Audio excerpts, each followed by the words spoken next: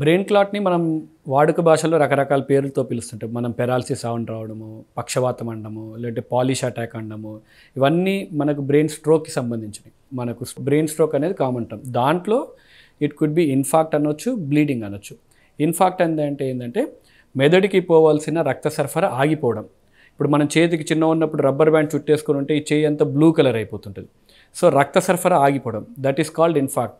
రక్త సరఫరా ఆగిపోతే మెదడుకు రక్త సరఫరా ఆగి ఆక్సిజనేషన్ కూడా తగ్గిపోతే that is called infarct, where బ్రెయిన్కి ఒక భాగం అంతా రక్త సరఫరా ఆగిపోతుంది. దాన్ని మనం పెరాలసిస్ కానీ పాలిష్ అటాక్ కానీ అని అంటాం. That is in fact. ఇంకొక స్ట్రోక్ టైప్ ఏంటంటే మెదడులో ఉండే రక్తనాళపు చితిలిపోవడం, అది బ్లీడింగ్.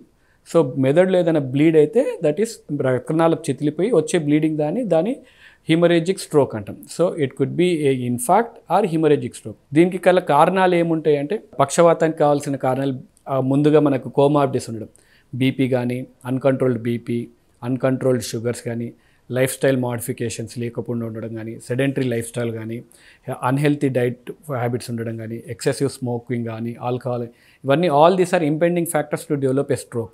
సో ఇవన్నీ మనము లైఫ్ స్టైల్ మోడిఫికేషన్స్ చేసుకుంటూ హెల్తీ లైఫ్ స్టైల్ పెట్టుకుంటే so we can prevent stroke from this. దీనికి చికిత్స ఏముంటుంది?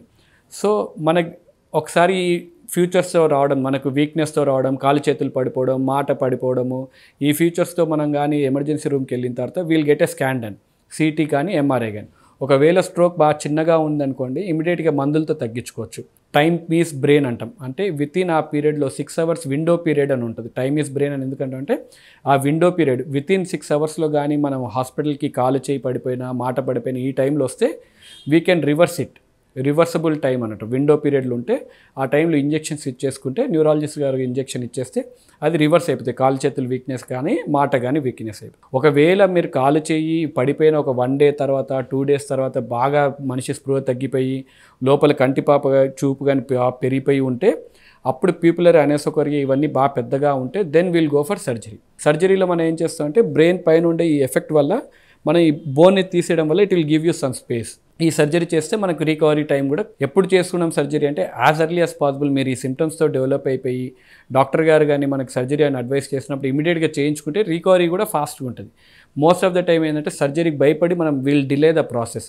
సో డిలే అవుతున్న కొద్దీ మనకు ఆ జరగాల్సిన డ్యామేజ్ బ్రెయిన్లో కూడా ఎక్కువ జరుగుతూ ఉంటుంది. డ్యామేజ్ ఎక్కువసేపు జరుగుతూ ఉంటే మనకు రికవరీ కూడా డిలేడ్గా ఉంటుంది.